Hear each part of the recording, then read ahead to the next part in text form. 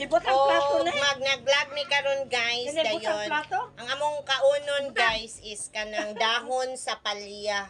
So kinahanglan ako yung pakanon akong pamilya og dahon sa palya kay nami kay ni siya guys kinahanglan nga mawala pud ang ilahang toxin sa lawas. So candidate number 1. Kinsay una mo kaon Ikaw. og dahon sa palya. Ikaw. Mao na siya ang pinakapait sa tanang kalibutan. Sige, Saysay, ikaw una magkaon sa challenge. Sige na, balik na to, Say. Si Saysay ang una mo kuan sa challenge. Sunod, tanan ha, tanan. Tanan, si Saysay mo yung una mo there sa kaon sa palya na siya, guys. Dahon sa palya.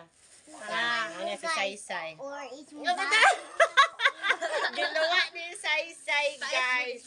Kay grabe ka pait. Sunod, Gia, walay exempted ano ikaw. Dire.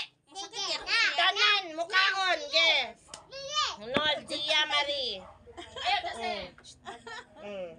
Dahon sa palya ni guys na katong balya nga. Sige, isaw-saw. Sige, ready, get set. Sige na. Sige na ba, isa lang. Isa lang ba? Isa lang. Dili lami lagi pero pa. Jaya, tasi dali. Ikaw. Ipakita na to nga mukhaon kag palya. So, walay laing akong mama, guys.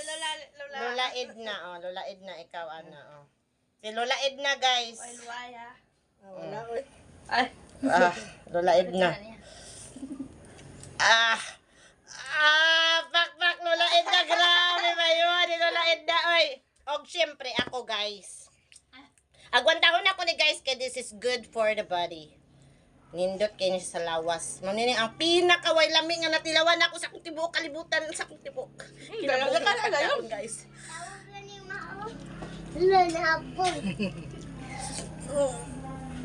Pait.